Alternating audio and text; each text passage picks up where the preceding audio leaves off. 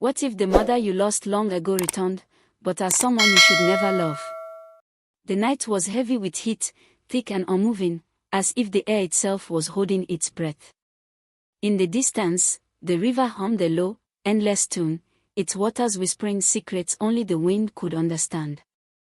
Somewhere beyond the trees, an owl let out a slow, drawn-out call, its voice stretching through the darkness like a warning. The village lay quiet beneath the weight of an unseen presence, something old, something waiting. Flickering torches lined the pathways, their flames swaying without wind. Shadows stretched unnaturally against the walls of the thatched huts, twisting, bending, shifting, though no one moved. The elders sat beneath the great baobab tree, their faces unreadable, their eyes set on the horizon. The festival drums had begun, but there was no joy in their rhythm. There was something else in the beat, something that pulsed with an urgency that no one dared name. Deep within the village, a young woman stood before her small hut, her fingers curled into the fabric of her wrapper. Came. Her heart pounded, but not from fear. It was something else, something stronger. A choice lay before her, one that could not be undone. Behind her, the light of her home was warm, familiar. But before her, the path into the unknown stretched long and dark. The stars above seemed dimmer tonight, as if they too refused to bear witness. A sudden gust of wind swept through the village, rattling the palm fronds. It carried the scent of rain, thick and heavy, though the skies were clear. Nkem turned her gaze toward the river. It was waiting. It had always been waiting.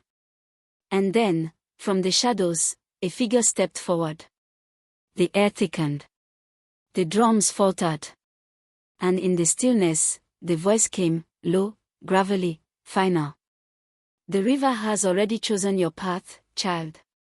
Do not fight the will of the spirits. The seasons shifted, and the village of Igbod changed with them.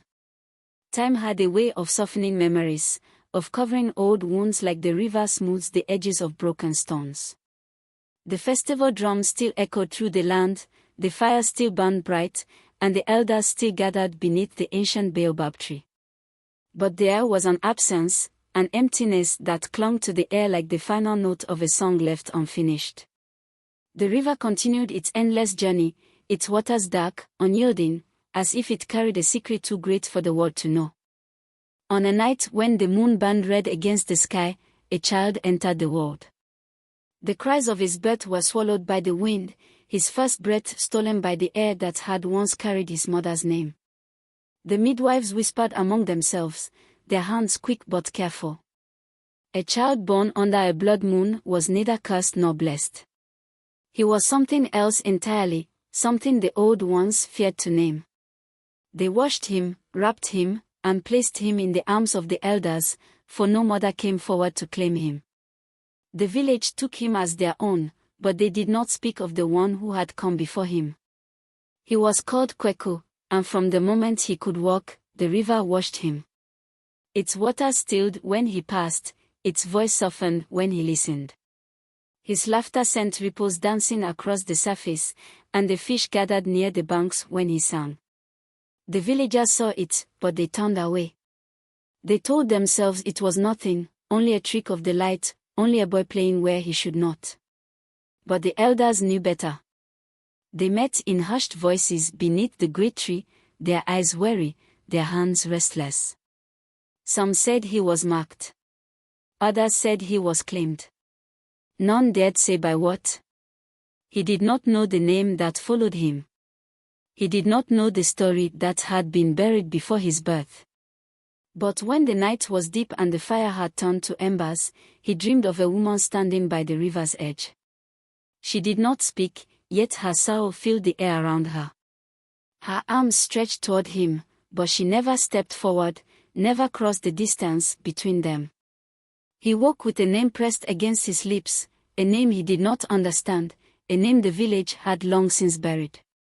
Nkem. The road stretched long before him, winding past fields where the grass whispered in voices too low to hear.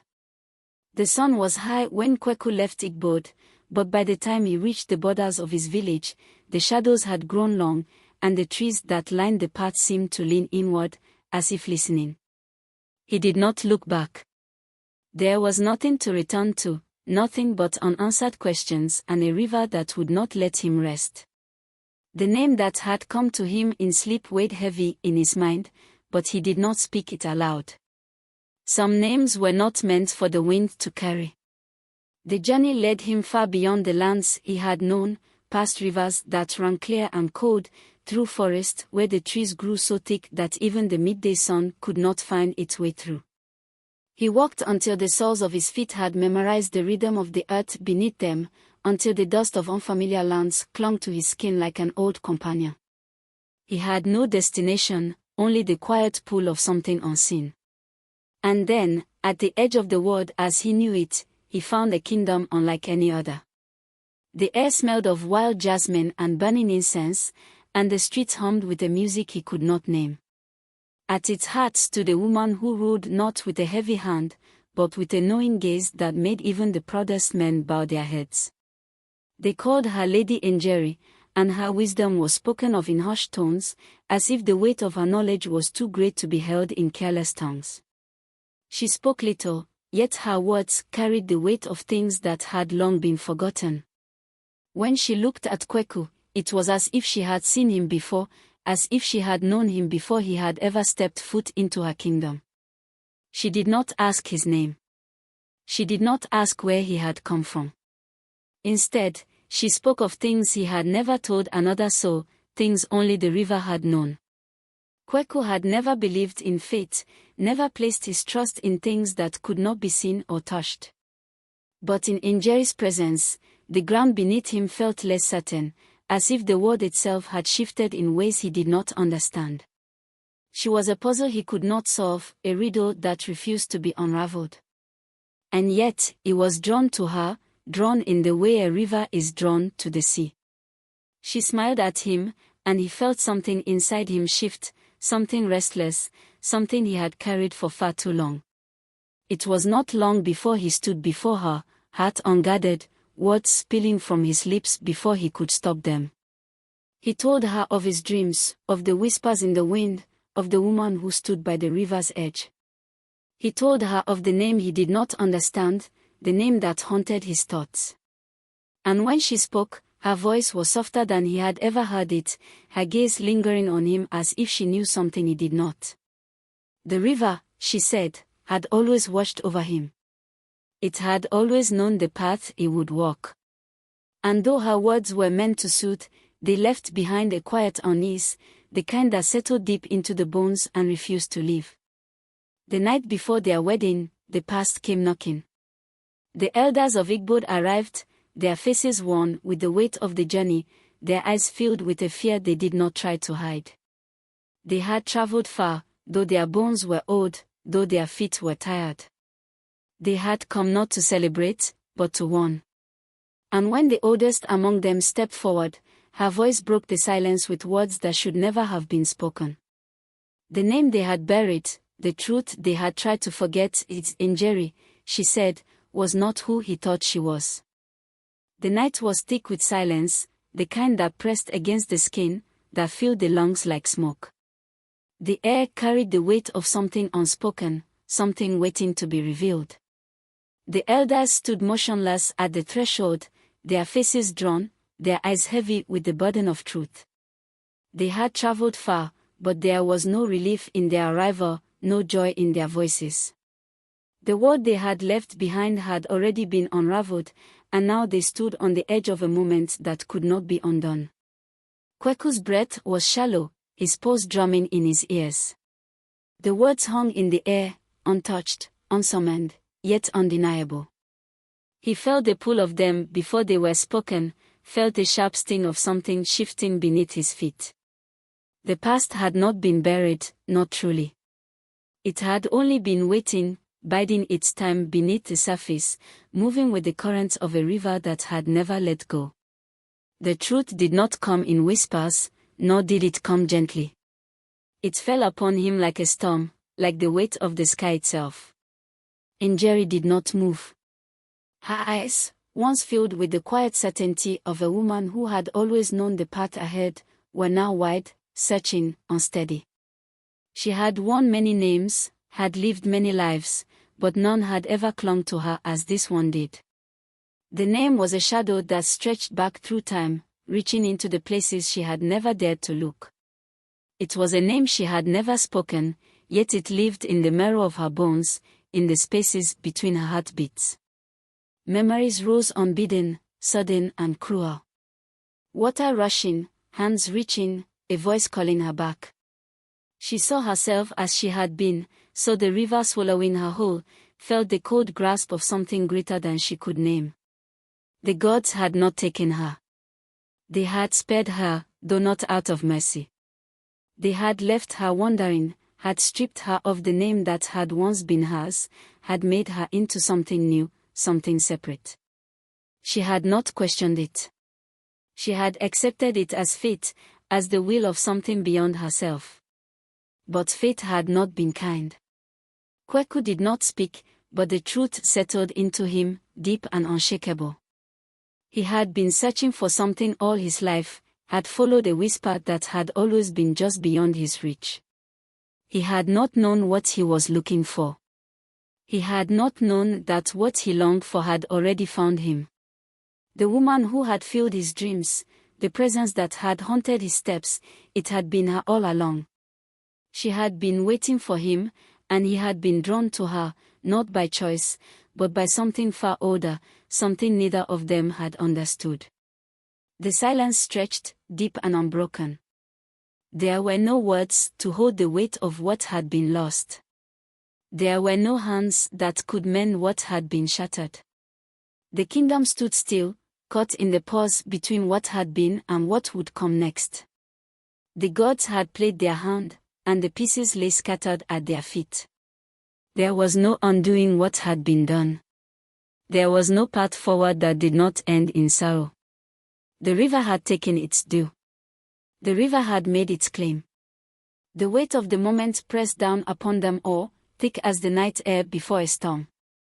The village elders, who had traveled far to bring the truth, now stood with their heads bowed, their hands trembling over the staffs that had carried them through years of wisdom and sorrow. They had seen fate bend men to its will, had seen kingdoms fall at the whisper of the gods, but never had they stood at the edge of a fate so cruel, so twisted in its design. The river, which had once stolen a mother from her child, now shimmered with an unnatural glow, waiting, watching, deciding. The kingdom, so alive with song and fire only hours before, was silent. Not even the wind dared to move. The people stood like shadows, their breaths caught between grief and disbelief, their eyes darting between the woman they had called their queen and the man who now bore the weight of a truth no man should ever have to bear. There was no answer written in the dust beneath their feet, no voice calling down from the heavens to undo what had been done. Only the river remained, stretching before them, ancient, knowing, merciless in its patience. Kweku did not speak. His hands were clenched at his sides, his breath uneven, his mind racing through every memory, every moment, every step that had brought him to this place. He had loved her. He had stood before her with his heart in his hands, unguarded, willing. And she had looked back at him with eyes that held something familiar, something he had mistaken for destiny. But destiny had never belonged to them. It had been stolen long ago, swallowed by the river that now pulsed with an eerie light, waiting to claim what had always been owed. Nkem's gaze did not waver. The truth had unraveled before her, had stripped her of the life she had built, had taken from her the love she had found in the darkness of her forgotten past. But there was no place for anger. There was no space for sorrow. There was only the choice that lay before her, the choice that had been made the moment the gods had spared her, the moment she had been pulled from the water and left to wander in the skin of a stranger. She had been given a life, but it had never been hers to keep. The river knew. It had always known. And now it had come to take back what it had given. She could stay. She could let the past remain buried beneath the weight of silence, could wear the crown that had once felt so certain upon her head. But the whispers of the elders would never cease. The eyes of the people would never look upon her the same way again. And Kweku, the boy she had never known but had always belonged to her, would never escape the curse of what had been done. She had lost him once, and she would lose him again. But this time, it would be by her own hand. The river stirred. The light upon its surface flickered, waiting, watching. There was no voice commanding her, no force pulling her forward. Only the quiet acceptance of what had to be done. She stepped toward the water, her feet sinking into the cool embrace of the tide. The world did not stop. The kingdom did not cry out. There was no thunder, no fury, no final plea to the gods. Only the sound of the river rising to meet her, of the water swallowing her whole, of the light fading as the night returned to its endless, unbroken quiet. The river had made its claim. The river had taken its due. And in the end, love had proven greater than fate. Thank you for watching this story. Kindly share your thoughts with me about this story in the comment section. Give the story a thumbs up and subscribe to this channel if you've not done so by now until I bring another story away. Bye. Thanks you.